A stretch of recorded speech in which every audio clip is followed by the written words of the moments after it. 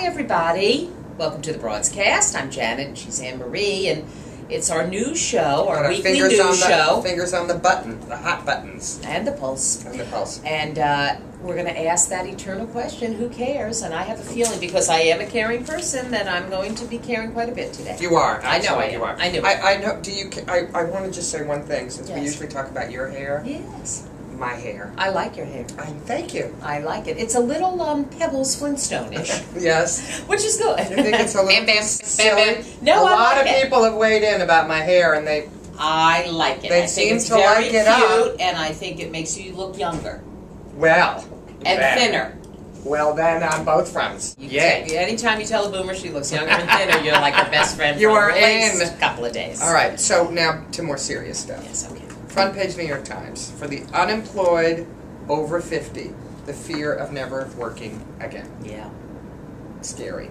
Very scary. Really scary. 1 in 10 people out of work. Not 1 in 10 it's people not over 50. It's and not I'm going to give a shout work. out actually to an organization I work with. Please do. They're a great organization. Operation Able of Boston.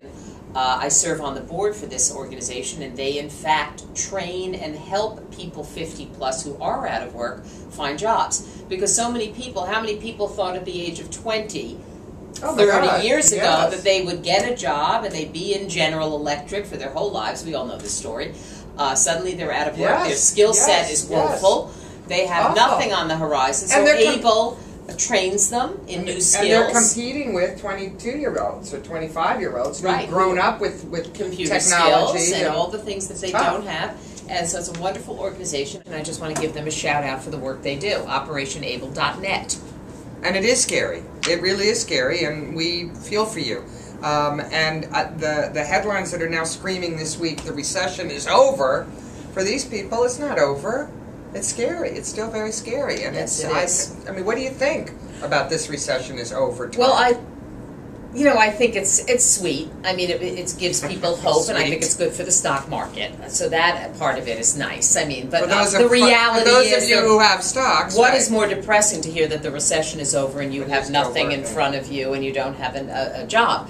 So on the flip side, I think it's pretty depressing to those people who are unemployed, but I think the beauty of this whole thing is that it's going to change the way we operate. We're going to see an influx of entrepreneurs. We're going to see an influx of creative solutions. If people can just get out of the depression of it, which is so hard, because I've been out of work. I don't know if you've ever really been unemployed. No, but I've never been unemployed quite a bit. In my whole life. I've been fired many times.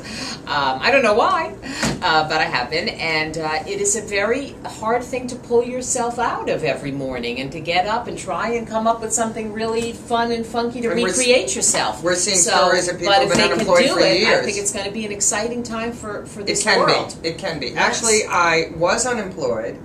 8.5 months pregnant. Well, this is my whole story anyway. 8.5 months pregnant and going through a divorce with a 3-year-old. And you came up with a creative solution. Yeah, and I pulled out my little typewriter on my kitchen table and started a business. But it's scary. It is very scary. And when I say I've never been unemployed, I suppose that was a period when I was unemployed and fear drove me. But fear and creativity, and there are a lot of necessity drove you. And you had 2 kids to feed. Yeah. Necessity drove you. I think the saddest, in a way, are the ones who are 55, 60. The kids are grown, they're gone. That drive to feed a family. But they're not done. They're not done. No, of course they're not done, and they still have something to give. I mean, I have friends who still have a lot to give. But you just mentioned it a minute ago, and there are a lot. And I didn't mean to turn this into sort of a workshop, but there are a lot of resources out there.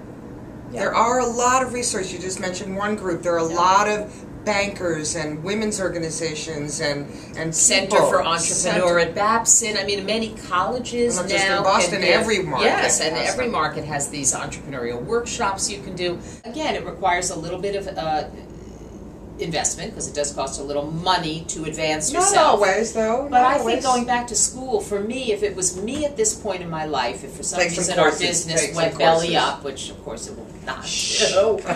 Please. That's the first thing I would do, would be return to school and find something. Well, maybe we should keep, this is a recurring theme. I think we'll do this often. I think it will be horticulture. That will be my next field. horticulture. Oh yeah, and you have such a great I have thumb, such a great really. That's my middle name. Okay, so here's one really that we have to ask this question, okay? Right. Because I don't like to look. So well, Steve Jobs, yes, in a pissing contest with a college journalism student. Why? Have you heard this? No. Not heard this? No. Oh, you haven't? I missed this. Oh, it's really very. Chelsea Isaacs. She wrote because she wrote to the media department. She needed a quote for a paper that she was doing. I think she goes to Long Island University, and she wrote a long email to Jobs saying, why is Apple so wonderfully attentive to students, but I can't get a call back from your media relations department? And he wrote back going, we're not here to respond to you and to get you good grades. He actually, really? yes, once in a while picks out emails from the thousands that he must get. How odd that and then he would go, because he's so good and at so PR. she said, I'm God, pissed now. Better. I was a little surprised. It was very unprofessional. I was like, whoa, I get it, Steve Jobs, but you made Apple. You have, excuse the expression, shitload of money, but you have no class. Did he respond to that? So she responded. So, yes, this is went back and forth a few where times. have we been? No, we have 300 million users, and we can't respond to their request unless they involve a kind of problem. Sorry, he said. So then she responded, I am one of your 300 million users, and I do have a problem. Yes. I need answers that only Apple Media Relations can respond. And he wrote back, oh my gosh, one line, what? Please leave us alone. Isn't that great? Great story. And she hasn't let it go. I personally don't believe it. I almost feel like he was spammed or something. No, because this is just so not like him. Under no circumstance, this is her answer, should a person who runs a company speak to a customer that way. She's absolutely so right. She is now gone social media, and she's telling the entire world, and everybody thinks it's hysterical. Well, of course it won't affect Apple's sales in any way, shape, or form, but that's highly unusual because he is a PR master. I know, and why would he even get into the gutter like that? Yeah, why would he do that? Roll in the mud with that girl. All right, couple more, and then one other one. Lady Gaga. Speaking of Lady Gaga and the meat and the whole thing, on her thing in Maine, that don't speak. Yeah, I think the vote is actually happening this week. Yes, it is. Don't ask, don't tell. How do you feel? I don't have high hopes.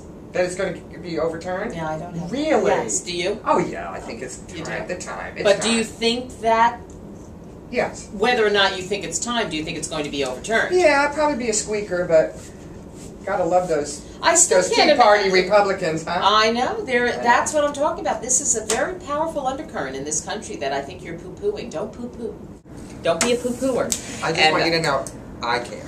Well, and I still can't get over the fact that whole don't ask, don't tell occurred during the Clinton administration. Yeah. It's so strange that would have been. That feels so George W. Bush to me. Sorry, sorry, Elizabeth. Sorry, everybody. A lot of our fans, but it surprises me. Its time has certainly come. Its time never should have been in the first place, so it's time to overturn it. But I worry about this country and what is going on with this far right, strong. Minority it may be, but maybe not such a minority. Vocal. Maybe not such a minority. How about what's her name? Is it O'Donnell? Christine O'Donnell, yeah. Yeah, boy, talk about. Well, now she's got all sorts of odd things coming out about her beyond her witchcraft situation. I mean, I don't know. But see, the problem is then you get a Lady Gaga advocating, and it's like, even though I love her, and I really do love her, I love her music, but then that really sort of reinforces the far right. Because look at this hoopy, the woman wears meat, and she's, enforcing this overturn, and maybe you should think about that, people, and not vote her way. But she certainly brings visibility to an issue that needs visibility. Everybody knows that Lady Gaga went and talked about this yesterday. Yes, everybody knows that. That's the good side of it. And at least she dressed conservatively, back to Inez Signs, but at least she dressed conservatively and didn't look so crazy that people could point to that. She's wearing a nice suit. It's also in Maine to do it in, but I guess those are two swing votes up there. Maine hasn't seen anything like Lady Gaga in many, many years, have they? That's a first for me. Okay. So we were going to try to keep it short, but I guess not. Oh, again, we just can't shut up.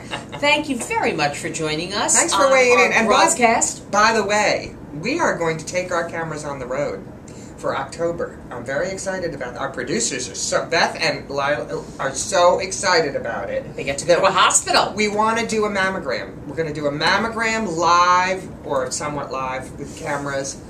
And we have never done that before. A mammogram. I'll do a mammogram. Yep. I'll do a mammogram. Yeah. talk about barbarism. Talk you know, about you've barbaric. had a reduction, right? Yes. Have you had a mammogram since no, you've had the reduction? I'm supposed to have a mammogram. Interesting. Yeah. All right then. See you. See ya. I wanna hold them like they do in Texas, please. Fold them, let them hit me, raise it, baby, stay with me. I love it. Love game, intuition, play the cards with spades to start. And after he's been hooked, I'll play the one that's on his heart. Oh, oh, oh.